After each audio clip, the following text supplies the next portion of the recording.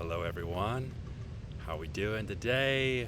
We're going to be talking about microdosing for creativity. I'm so excited to share this. It's one of my favorite topics or intersections to muse on. And yes, let's dive in. It's been about a decade, probably a little bit more, where microdosing has been all the buzz in Silicon Valley. It's thought that a third of our C-level Silicon Valley executives are microdosing to boost creativity, boost cognition. Many of the coders in the Valley are also microdosing. More and more people are talking about it out in the open. I remember when Dr. Fadiman was first on the Tim Ferriss show, I believe in 2015. That's when I first heard about microdosing. And it's mushrooming into our collective as we speak in real time. And I think that Steve Jobs planted a seed around LSD, saying that his experiences with LSD were some of the most informative of his life, and that they birthed Apple, or were a big part of birthing Apple. And here we are. I've got my iPhone in my pocket. I've got my MacBook here. I'm out here in a beautiful park. This feels like a good setting for filming a video around microdosing for creativity. But again, Steve Jobs planted that seed in our consciousness, and we lionize him and his entrepreneurial efforts. Yeah, he was not a perfect person. People often mention that, but his creative vision was superb, absolutely superb. So a true legend in that arena. So again, this is mushrooming in our collective, and it's a very exciting time that this information is becoming more ubiquitous. This wasn't around back when I first started coming onto the path. That's one of my motivations to share and to do this work out in the open, to be of service, to help guide others with safety in mind. It's very important that we're very mindful about these substances. They're extremely potent. The supreme mantra of the movement is start low, go slow, take time off, and also know the legality of this. There's a lot of gray area, and so it's just, again, important that we're very, very mindful of that. The 3 points and the notes that I had prepped around microdosing for creativity don't really include the microdose. These are all just strategies that would be very beneficial for creative inspiration, whether you microdose or not. And the first is slowing down, getting out into nature. Here I am, I'm in a beautiful park, and getting out into nature reconnects us to nature.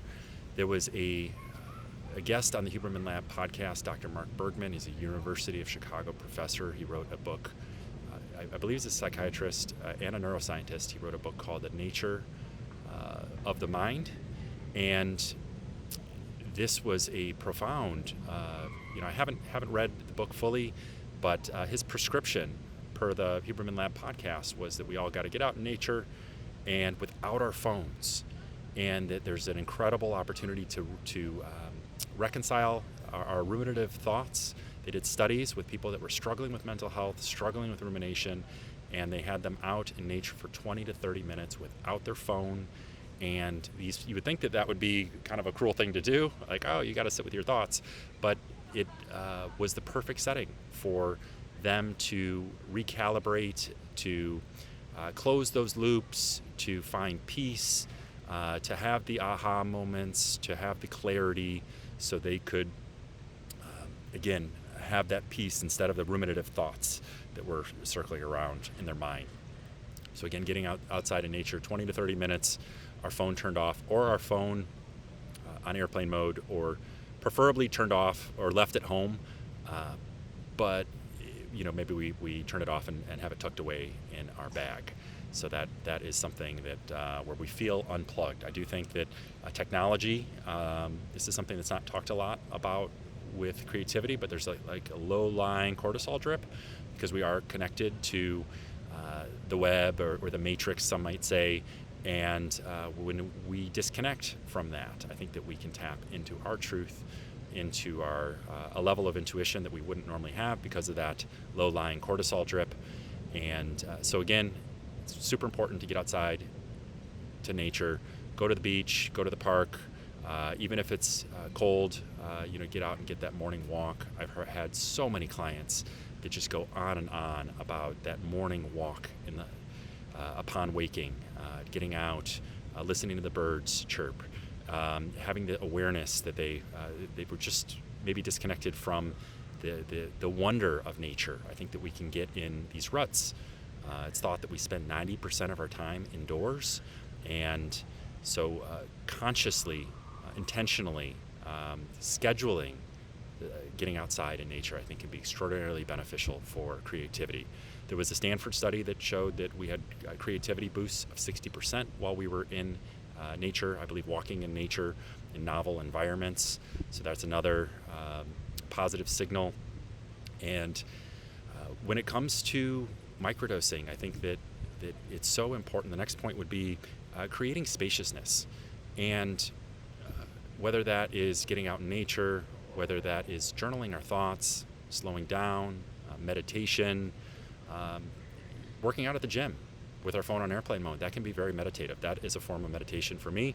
I did my yoga training back in 2016, and now I bring my yoga breath into the gym, and I train, and I follow my breath, and it's almost like a yoga asana, and I feel similar benefits, and that's the frame that I have around that. But I'm not letting the outside anxious energy come into that. I'll have my phone on airplane mode for the most of the workout, and I can dial in, and it can have, again, a meditative value and creative value as well. I often find myself when I'm lifting weights, creative inspiration will come. I'll have to stop and capture an insight. And I do think that journaling for 5 to 10 minutes per day, scheduling that, having that part of your meditation practice or your breathing practice where you stack that on top of those or after your NSDR, that can be an extraordinarily beneficial time for capturing some of the insights, creating space, structured space for the ahas, the eureka moments. And I love what Dr. Richard Ramolt said in his book, The Crux. This idea that no one solves a problem that they don't process in their mind first. And further, he had made a very poignant point about how it's not always ahas and eureka moments. There's a lot of uh-ohs, and that's part of the microdosing journey as well. We have access to parts of our subconscious that maybe we wouldn't otherwise, and we can see objectively. The best way that I can describe microdosing is 3 to 5% more empathy, 3 to 5% more courage, 3 to 5% more self-awareness, and sometimes that awareness is not pretty.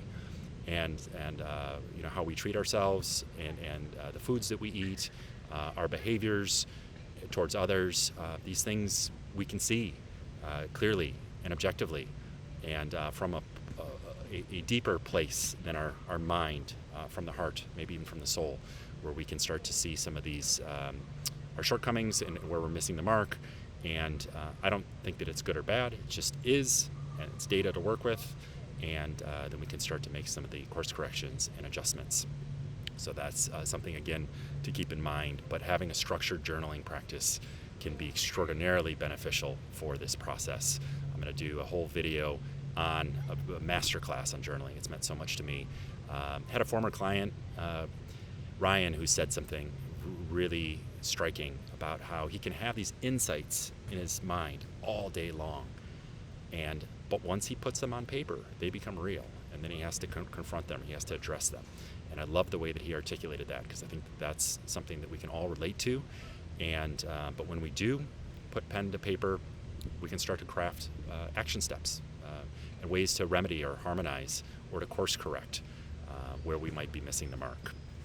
So again, the first two are slowing down, getting out into nature, and also just taking time for journaling and for processing there's so much nuance and subtlety with microdosing. That's the whole point.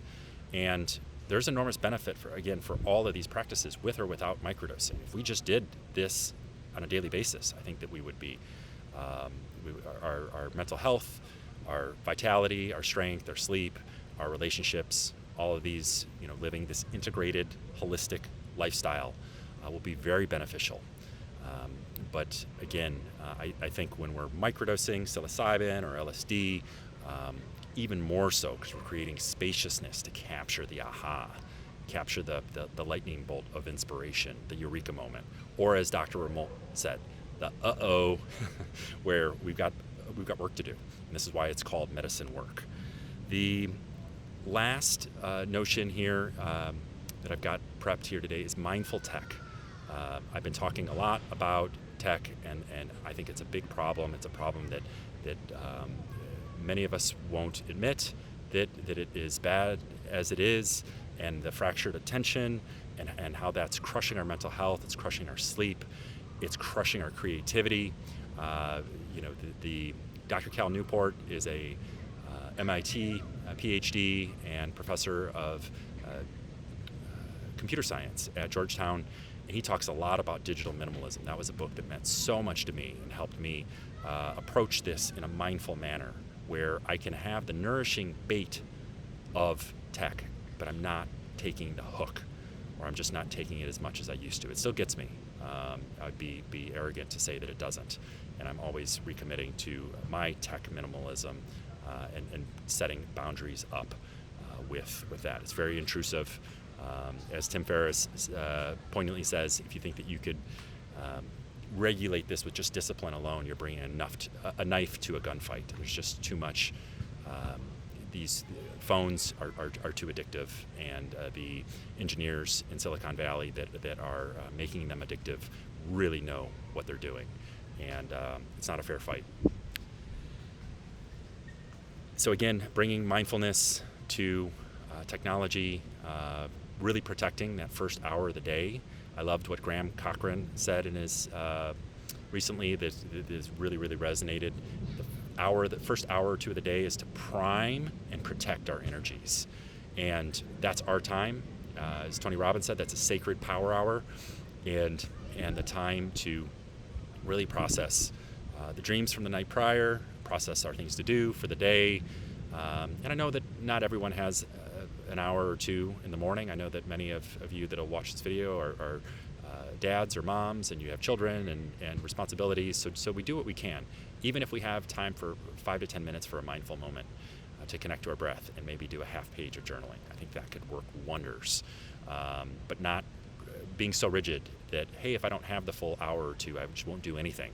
I think that when we're, again, start where we stand, we do what we can.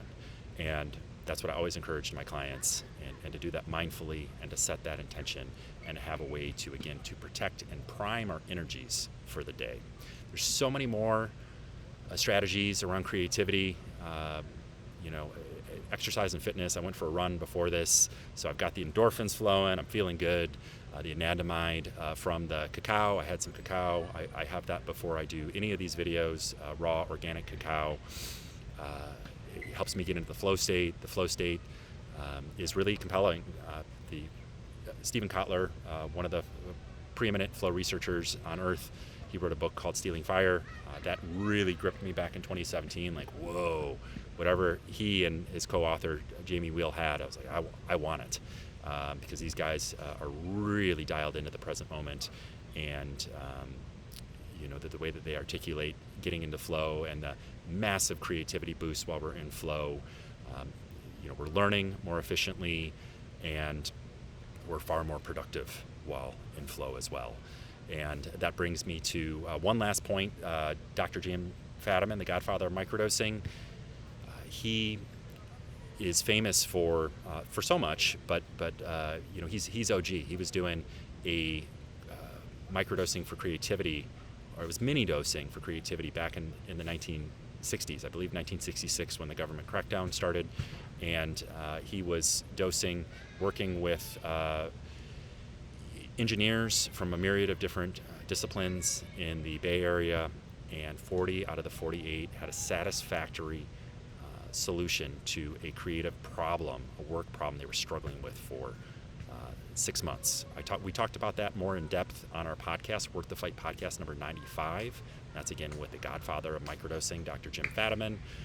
And so if you're curious about that as well, and that's where he was part of the movement of birthing set and setting. So that was where people were maybe having the eye shades, they were taking this dose, going within, they were cared for, there was compassionate guides to help them.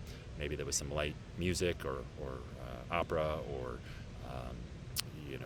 symphonic melodies that were going to be good for harmony and peace and clarity, etc.